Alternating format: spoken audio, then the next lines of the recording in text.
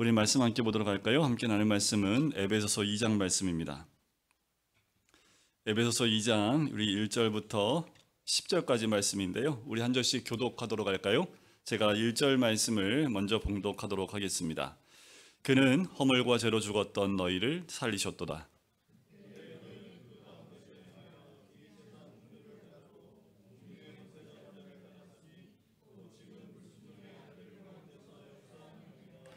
전에는 우리도 다 그 가운데서 우리 육체의 욕심을 따라 지내며 육체와 마음에 원하는 것을 하여 다른 이들과 같이 본질상 진노의 자녀이었더니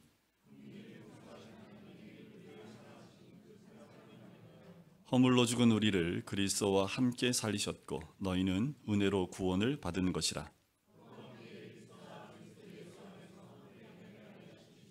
이는 그리스도 예수 안에서 우리에게 자비하심으로써 그 은혜의 지극히 풍성함을 오는 여러 세대에 나타내려 하심이라.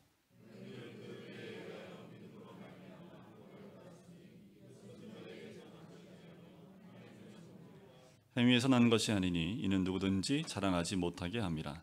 그는 그가 만드신 바라 그리스도 예수 안에서 선한 일을 위하여 지으심을 받은 자니 이 일은 하나님이 전에 예비하사 우리로 그 가운데서 행하게 하려 하심이니라. 아멘.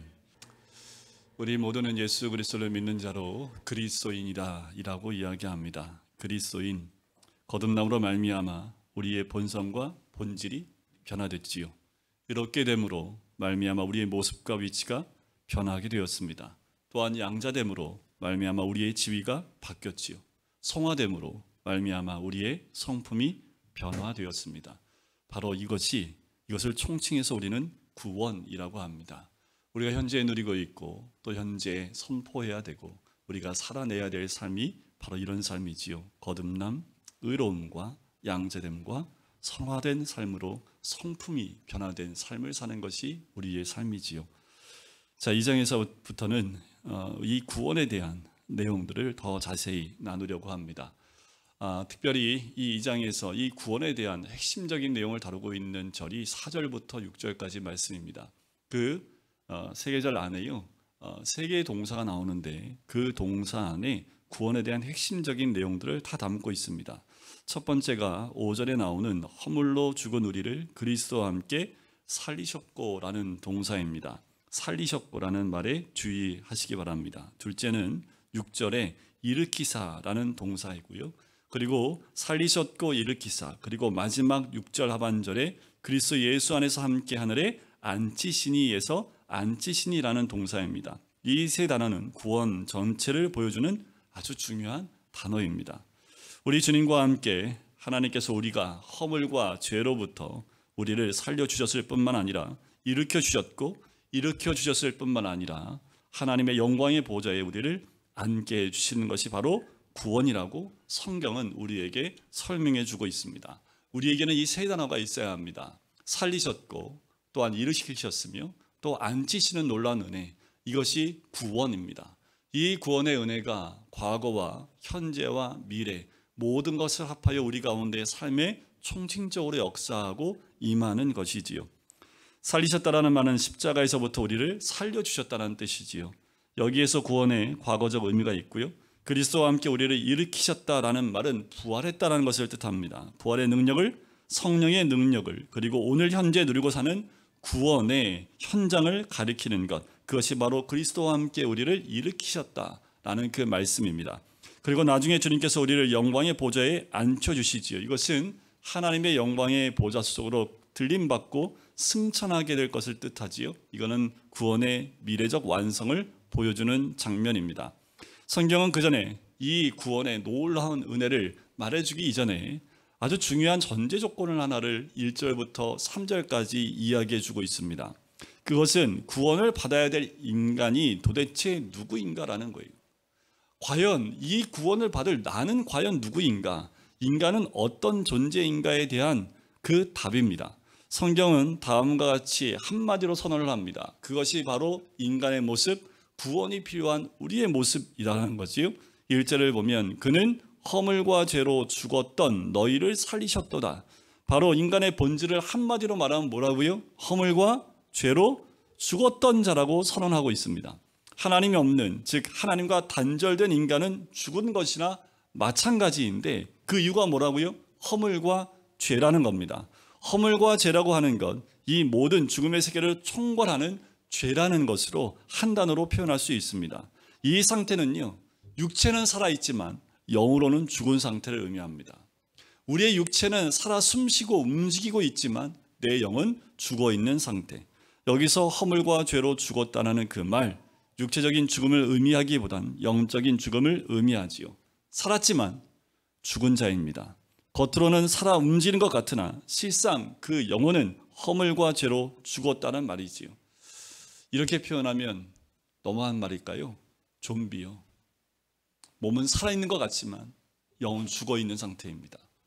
저마다 허물과 죄로 쓸려다니면서 어둠으로만 향하고 있는 모습이 마치 그와 같은 모습이 아닐까라는 생각이 들어요.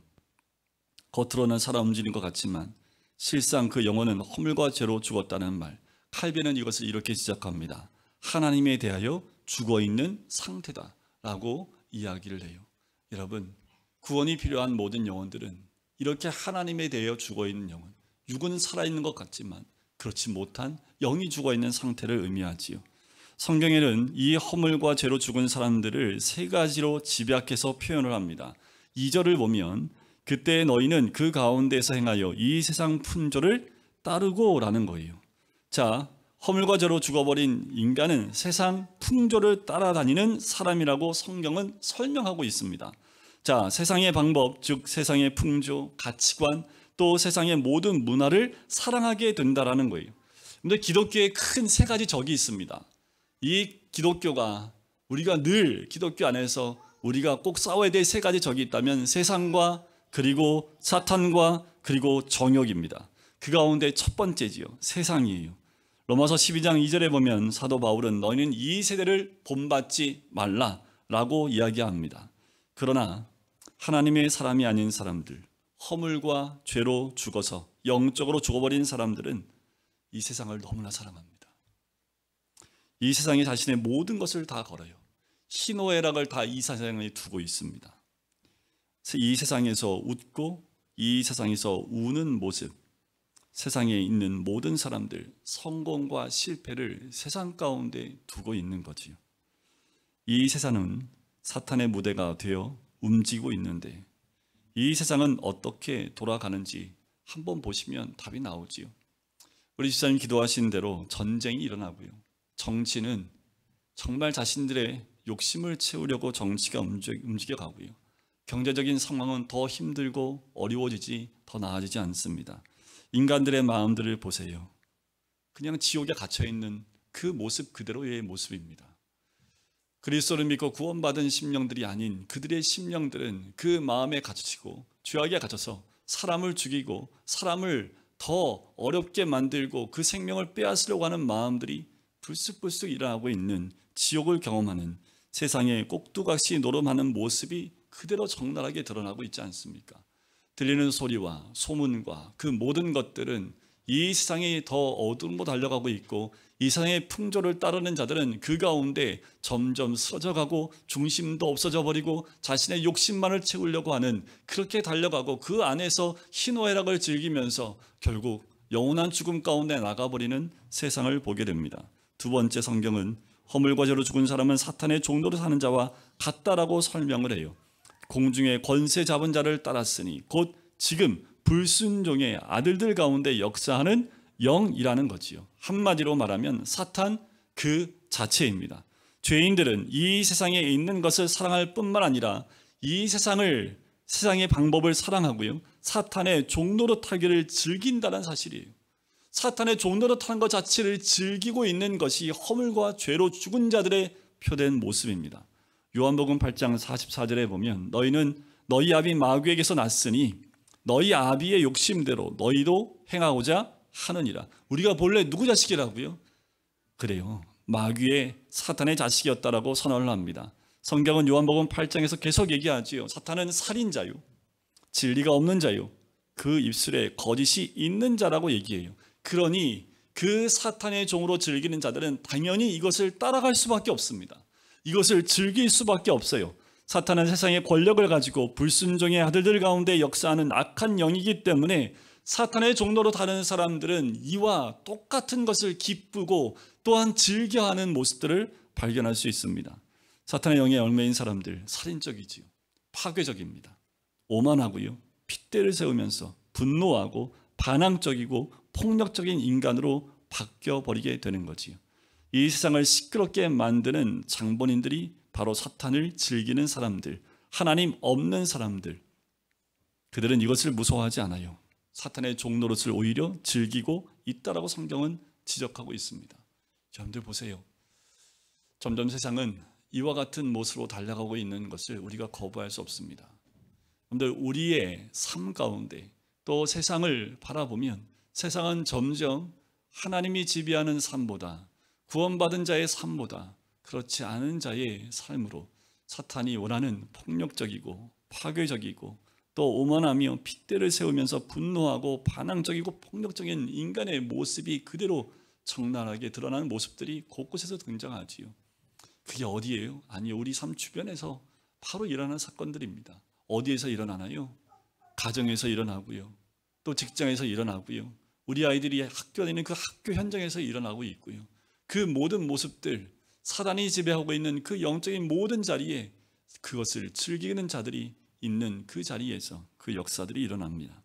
세 번째는 허물과 죄로 죽은 인간은 육체의 욕심을 따라 지내면서 육체와 마음이 원하는 것을 행한다라고 성경은 얘기합니다. 3절을 보세요. 전에는 우리도 다 그 가운데에서 우리 육체의 욕심을 따라 지내며 육체와 마음에 원하는 것을 한다.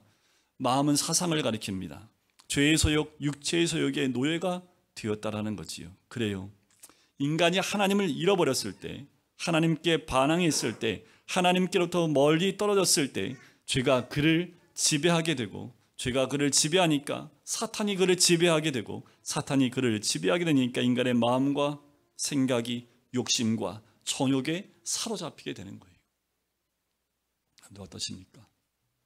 우린 구원받은 백성으로 이 죄와 허물에 죽었던 그 옛 모습 그대로 우리 마음 가운데 남아있는 것은 있지 않습니까? 세상 풍조를 따르고 또 어둠의 영 가운데에서 내 마음의 욕심을 채우려는 그것 가운데 나가고 있지는 않습니까? 허물과 죄로 죽은 이 세 가지로 설명하면서 성경은 인간은 원래 본질상 진노의 자녀라고 결론을 내립니다. 3절 하반절에 그 내용을 이야기하지요. 이것이 인간의 모습입니다. 겉모습인 육체는 살아있으나 그 정신과 영혼은 완전히 파괴되어 죽어버린 거지요. 여기까지가 하나님 베풀어 주신 그 구원을 설명하기 전에 인간의 상태에 대해서 이야기합니다. 우리 모두는 바로 이전의 모습이었던 이 모습 가운데 있었던 사람들이라는 거예요. 자, 그러면 구원받은 주의 백성들, 진짜 구원이 무엇인지 4절부터 나오지요. 4절에는 긍휼에 풍성하신 하나님이라는 말이 나와요. 이 전체 문맥의 주어가 하나님입니다. 자, 그런데 한글 성경에서 좀 생략된 단어가 하나가 있습니다. 바로 4절, 사자 앞에 어떤 단어를 넣어야 되냐면 가로치고 그러나라는 부사가 들어가야 합니다. 굉장히 중요한 단어지요. 그러나라는 말이 들어가는 이유가 뭘까요? 앞과 뒤가 반대로 바뀌는 거지요. 비록 인간이 허물과 죄로 죽은 진노의 자식이었고 세상과 사탄과 욕심 속에 빠져서 죽을 수밖에 없는 존재였지만 그랬지만 하나님께서 우리를 그냥 그 속에 집어넣지 아니하시고 다시 살려주셨다고, 그리고 구원의 놀라운 메시지로 우리에게 허락해 주셨다라고 말하고 있는 거지요. 이 구원의 메시지 앞에 설명했던 것과 마찬가지로 세 가지로 요약을 했지요. 바로 살리셨고 일으키셨고 앉히셨다라는 거예요. 구원의 모든 내용이라고 그랬지요. 여기서 우리가 생각해 봐야 될 문제가 있습니다. 왜 하나님은 우리를 살려주셨을까라는 거예요. 하나님 왜 우리를 살려주셨을까요? 왜 우리를 구원해 주셨을까요? 왜 우리 그 허물과 죄로 그 죄악 덩어리 좀비처럼 육은 살아있지만 영은 죽은 것처럼 자기의 욕심만으로 달려나가고 있었던 우리들을 왜 하나님은 살려주셨을까라는 거예요. 그 답은 성경의 두 가지로 이야기하는데 그것이 바로 하나님의 속성 중에 두 가지입니다. 첫 번째는 하나님의 긍휼입니다. 긍휼 외에는 답이 없어요.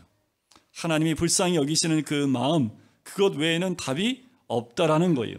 용서와 사랑을 포함하는 이 긍휼이 하나님이 없다면 우리에게는 구원이 있을 수 없지요. 우리의 모든 죄를 뛰어넘는 그 모든 것을 끌어안으시는 하나님의 긍휼이 아니라면 우리는 어떠한 생명도 구원받을 수 없는 존재입니다. 기독교의 핵심 진리이기도 하지요. 하나님의 긍휼입니다. 그 긍휼이 우리에게 부어진 거지요. 거기서부터 우리의 구원이 시작된 겁니다. 여러분들, 우리의 죄보다 하나님의 긍휼은 더 큽니다. 못되고 더러운 우리가 숨 쉴 수 있고 저주받은 우리가 용서받을 수 있는 것은 하나님 아버지의 가슴이요 긍휼 덕분이지요. 그러므로 우리 그리스도인들이 가져야 할 마음도 어떤 마음일까요? 사랑을 받은 사람은 그 얼굴에 사랑의 얼굴이 나오게 돼 있습니다. 그러니까 주일마다 제가 유이 얼굴을 매주마다 체크하는데 얼굴이 매주마다 달라져요. 확실히 아기들은 잘하는 것 가운데 얼굴도 잘하지만 더 한 건 뭘까요? 그 부모의 사랑이 그 얼굴에서 묻어나고 있는 모습이라는 거지요. 아기들은 거짓말 못 하더라고요. 일주일 동안 아기들이 힘들면 힘든 게 얼굴에 그대로 나타나요. 아기들은. 우리 초등학생도 마찬가지입니다. 우리 깐나기든 더 그렇지요. 사랑을 받으면 사랑의 얼굴이 드러나지요. 그런데 우리가 하나님의 긍휼을 받은 사람이면 우리 안에서 뭐가 나와요? 긍휼이 나와야 합니다. 긍휼을 입은 자로 긍휼이 우리 안에서 표가 되어야 된다는 것이요. 예수 믿는 사람들, 하나님의 긍휼의 옷을 입고 그 사랑을 받은 사람들의 표가 무엇이라고요? 바로 긍휼입니다. 우리에게 불쌍히 여기는 마음이 있는 거지요. 예수 믿지 않는 사람 보면 그 영혼의 죽음 앞에 눈물을 흘릴 수 있는 거지요. 우리 지사님 기도해 주시는 대로 전쟁으로 인해서 죽어 있는 영혼들이 군인들이 아니라 일반 시민들이고 어린아이들입니다. 그냥 들어가서 더 많은 일반 시민들, 특히 어린아이부터 어르신들까지 한 마을을 쑥대밭으로 만들어버렸던 그 테러리스트의 그 참혹함은 이루 말할 수 없지요. 또한 이스라엘 공격에 의해서 전혀 상관없는 사람들이 죽어가는 모습도 마찬가지입니다. 그 모습을 보면서 우리가 손가락질을 하지만 우리 마음 가운데 어떤 마음이 들어야 하냐면 죽어가는 그 어린 생명과 또 아직 예수 그리스도를 알지 못하고 죽어가는 그 불쌍한 영혼들에 대한 마음이 우리 가운데 있어야겠지요. 우리 주님의 마음은 어떨까요? 그 주를 만나지 못하고 죽어가는 그 영혼들 가운데 우리의 주님의 마음은 얼마나 아프실까라는 거지요. 지금도 저 북한 땅에는 그렇게 주를 만나고도 믿음의 고백 한마디 하지 못하고 죽어가는 너무나 많은 영혼들이 있습니다. 여러분들, 중국 땅에서 최근에 600명의 탈북자들이 북한으로 다시 보내졌다는 얘기 들으셨지요? 살려고 나온 사람들을 다시 죽음으로 몰아넣는 그 행동들을 너무나 아무렇지도 않게 그렇게 해버리는 모습을 보면서 우리의 마음은 또 무너집니다. 하나님의 그 영혼들을 얼마나 살리고 싶으실까? 그들이 돌아가면 어떤 환경에서 또 어떻게 될지는 우리는 뻔히 알 수 있는 거지요. 사람을 보면 긍휼에 여기는 마음이 들고 또 그것을 위해서 우리는 기도하고 눈물을 흘리게 되는 것이지요. 형제나 교인을 비판하는 눈으로 보지 말고 사랑과 긍휼의 눈으로 봐야겠지요. 교회가 사랑이 없다면 없다는 것은 긍휼을 잃어버렸다라는 겁니다. 긍휼을 잃어버렸다라는 그 말은요, 구원의 감격을 잃어버렸다라는 거예요. 구원의 감격을 잃어버린 채 교회에 왔다 갔다 할 수 있습니다. 구원의 감격을 잃어버린 채 성경 공부할 수 있습니다. 구원의 감격을 잃어버린 채 봉사할 수 있습니다. 그런데요, 그런 모습은 마치 이와 같아요. 여러분들 라면 끓여 드셔보셨죠? 라면에 국물 많으면 맛이 좋던가요? 맛이 어떤가요? 왜 제가 라면 맛을 얘기하냐면 라면 먹고 싶어서 그런 게 아니라 이게 딱 적절한 표현인 것 같아서, 라면에 국물을 많이 넣으면, 물을 많이 집어넣으면 맛이 어때요? 싱겁지요. 맞아요. 싱거워요. 우리가 구원의 감격을 잃어버리면 하는 거 다 하는데 싱거워요. 싱거운 신앙이 됩니다. 감동, 깊은 감동이 없어지니까 어디에 있든 그냥 맹숭맹숭하고 맛도 나지 않는 그런 모습이 우리 가운데 드러난다라는 거지요. 또 하나님께서 주신 두 번째 이유는 사랑입니다. 자, 4절에 보면 이렇게 나옵니다. 긍휼에 풍성하신 하나님이 우리를 사랑하신 그 무슨 사랑이요? 큰 사랑이라고 큰을 강조하고 있습니다. 자, 사랑엔 세 가지 종류가 있대요. 첫 번째는 만약의 사랑입니다. 만약에 네가 나를 좋아하면 나도 좋아하고, 네가 나를 사랑하면 나도 사랑하고, 네가 선물 주면 나도 선물 주고, 이 사랑입니다. 두 번째 사랑은 때문의 사랑입니다. 네가 나를 사랑하진 않는데 네가 예뻐서, 예쁘기 때문에, 돈이 많기 때문에, 무엇 때문에, 조건적 사랑입니다. 세 번째가 그럼에도 불구하고 사랑입니다. 이 사랑이 주님의 사랑이지요. 바울은 그래서 사랑 앞에 큰이라는 말을 덧붙입니다. 큰 사랑이지요. 큰 사랑이 아니라 큰 사랑입니다. 우리 하나님 아버지의 그 큰 사랑이 죄로 인해서 죽었던 우리들을 그 은혜 가운데 구원해 주시는 놀라운 은혜가 된 거지요. 그리스도께서 우리를 살리신 것, 그것은 하나님의 은혜로 값없이 준 것이다 라고 5절 끝에 가로 안에 보면 이야기합니다. 너희가 은혜로 구원을 얻은 것이라. 이렇게 특별히 강조했지요. 우리의 행위로 된 것이 아니라 바로 그분의 은혜로 이미 구원받았다는 사실을 강조하고 있는 거예요. 이미 살리셨다라는 거지요. 바로 십자가에서 2000년 전에 이미 구원이 완성되었음을 우리에게 선포해주고 있는 거지요. 그리스도와 함께 살리셨을 뿐만 아니라 이제 그리스도와 함께 우리를 일으켜 주신 것, 그것이 두 번째 구원인데 바로 구원의 현재성입니다. 그렇게 과거에 우리를 살려주셨던 그분은 살려주신 것을 끝내지 않고요, 지금 우리를 현재 이 순간에 일으켜 주신다라는 말씀이에요. 그리스도인은 예수의 대속적인 죽음에만 머물러 있는 것이 아니라는 거지요. 사망 권세를 깨뜨리고 부활하신 그리스도의 능력을 약속받았습니다. 그의 새로운 피조물로서 새로운 삶을 사는 거지요. 즉 이전 것은 지나갔으니 보라 새 것이 되었도다. 현재의 새 능력을 체험하는 구원을 주신다는 약속입니다. 현재의 구원을 누리는 삶, 그것이 우리로 하여금 싱거운 신앙이 아닌, 싱거운 삶이 아닌 구원의 참 감격을 누리는 삶으로 인도하게 되는 거지요. 현재 그는 거듭난 자로서, 의로워진 자로서, 양자된 자로서, 성화된 자로서 그리스도의 부활과 성령의 능력에 참여하고 있는 사람입니다. 이 순간 우리는 그리스도의 부활을 체험하는 사람이어야 합니다. 매일매일 우리를 일으켜 세워주시는 부활의 그 놀라운 능력을 경험하는 사람들, 우리가 과거에 구원받았다는 것에서 끝나면 현재가 무슨 의미가 있겠습니까? 과거의 구원이 현재에 어떠한 영향을 줄 수 있습니까? 정말 하나님이 주신 기쁨과 능력이 우리의 현재의 삶을 지배하고 있습니까? 이 순간 우리는 귀신을 쫓아내고 사랑을 나누며 그리스도의 부활의 능력을 부여하고 구체적으로 이웃에게 봉사하고 기쁨을 나누어주는 사람으로 존재합니까? 이것이 구원의 현재입니다.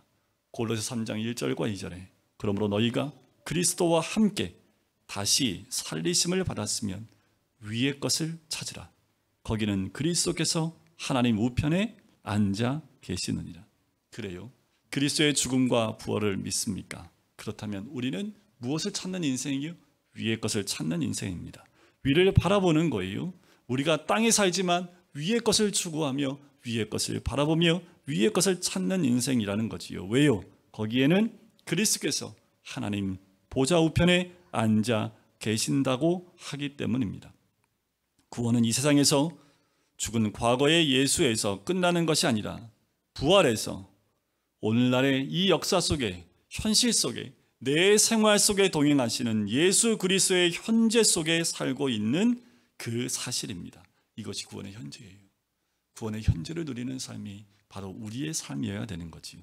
세 번째는 하늘에 함께 앉히시냐는 말로 표현되어 있습니다. 구원의 미래이지요. 그리스도인의 구원의 완성은 그리스도와 함께 보좌에 앉는 것입니다. 이것이 우리에게 소망이지요. 이것이 확신하고 이 구원의 미래성이 우리 가운데 확신함이 있다면 현재의 고난은 장차 올 영광에 비하면 아무것도 아니기에 현재 삶에 좌절하지 않고요, 현재 삶에 주저앉지 않고요, 현재 삶에서의 그 모든 어려움 가운데 우리는 다시 일어설 수 있는 그 소망이 바로 이 앉히시는 미래의 구원의 완성 가운데 있기 때문입니다. 그리스도와 함께 그날에 앉히는 거지요. 우리의 시민권은 하늘에 있기 때문입니다. 땅의 것만 생각하며 우리는 절망하고 실망할 수밖에 없지요. 신약의 많은 구절들이 예수님의 부활 그리고 다시 오실 예수님을 우리에게 알려주시며 그 영광을 우리에게 알려주고 있지요. 자, 그러면 이 구원이 어떻게 우리에게 이루어지겠는가라는 거지요. 구원이 인간의 노력에서 나오는 것이냐 아니면 하나님의 선물이냐, 구원을 위한 인간의 어떤 노력도 전혀 필요하지 않느냐라는 질문이에요. 이랬으면 좋겠어요. 일주일에 예배 2번 드리고 그리고 일주일 가운데 말씀 클릭 시간 4번 가운데 2번 참석하고 그리고 하루에 말씀 4장씩 읽으면 구원 받는다 라고 하면 구원 못 받을 사람 다 한 명도 없을 겁니다. 그것만 하면 되니까. 그런데 우리가 할 수 있는 건 아무것도 없지요. 8절 말씀에 너희는 그 은혜에 의하여 믿음으로 말미암아 구원을 받았으니 이것은 너희에게서 나는 것이 아니요 하나님의 선물이라는 거예요. 이러한 갈등과 질문이 있는 것을 아시고요. 이건 하나님의 선물이라고 딱 못을 박습니다. 여러분, 만약 죽지 않고 영원히 살 수 있다면 구원이 뭔 소용이 있겠습니까? 하지만 우리는 죽기 때문에 죽음의 문제를, 사망의 문제를 해결할 수 없기에 그 구원의 부분에서 하나님의 선물이 아니면, 하나님의 역사가 아니면 구원받을 수 있는 영혼이 단 한 명도 없는 거지요. 그분의 은혜와 인간의 믿음을 통해서 얻어진다. 성경은 말해요. 아니요. 그건 한마디로 하나님의 은혜입니다. 우리 하나님 입장에서는 은혜라고 표현을 하지만 우리 입장에서는 그걸 믿음으로 얘기하는 거지요. 이 모든 것 나로부터 시작된 게 아무것도 없습니다. 믿음이 내가 한 거예요. 하나님이 주시지 않으면 믿을 수도 없는 존재가 우리들입니다. 여러분들 이곳에 왜 앉아 있습니까? 하나님이 나오시게 하지 않으면 어느 누구도 이곳에 나올 수 없습니다. 여러분들 말씀을 가까이 하는 것도 마찬가지지요. 여러분들 주중에 예배 시간, 말씀 클릭 시간, 모임의 시간들 나오는 모든 것도 하나님이 허락하지 않고 하나님이 역사하지 않으면 그 자리에 나올 수 있는 분이 누가 있겠습니까? 절대적인 하나님의 은총으로, 절대적인 하나님의 주권으로 구원이 내게 온 거죠. 그럼 우리는 인간으로서 우리가 구원받은 우리는 무엇을 해야지 됩니까? 인간에게 필요한 것은 그럼 무엇입니까? 그것은 뭐냐 하면 하나님이 다 하셨다는 것을 인정하고 고백하고 순종하고 하나님을 신뢰하는 것이 구원받은 우리가 해야 될 일입니다. 우리는 그 하나님을 신뢰하는 거예요. 그 하나님 말씀에 순종하는 거예요. 하나님이 다 하셨음을 믿음으로 고백하는 것, 그것이 믿고 신뢰하고 순종하는 그 인간이 되는 것이 우리가 해야 될 일이지요. 자, 이제 구원의 마지막 결론을 보여주시고 있는 것이 10절입니다. 구원받은 자가 어떻게 살아야 되는지에 대한 부분을 10절에서 이야기합니다. 우리 10절 말씀을 같이 한번 읽어볼까요? 시작. 우리는 그가 만드신 바라.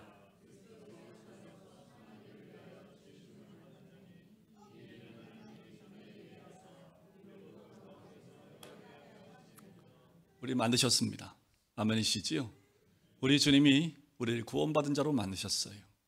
우리 다시 창조해 주셨고 새 피조물이 되게 해 주셨다라는 거지요. 인간은 선을 위해서 지음받은 존재라고 말합니다. 구원받은 사람은 누구인가? 구원받은 사람은 어떻게 살아야 하는가에 관한 말씀을 이제 들어야 하는 거지요. 우리는 선을 위해서 지음받은 존재입니다. 우리의 선이 있어요? 우리 안에 선이 있는 존재입니까? 선 자체가 없지요. 인간에게 정말 선이 없습니다. 그래서 구원이 필요했던 거지요. 선을 위해 산다는 말은 이 말입니다. 바로 하나님을 위해서 산다라는 거예요. 하나님을 위해서 산다는 말은 구체적으로 선을 위해서 살아야 하는 것을 의미하는 거지요. 이것이 인간이 존재하는 이유입니다. 여러분 어떻게 사십니까? 무엇을 위해 사십니까? 자신을 위해 사십니까? 하나님의 영광을 위해 사십니까?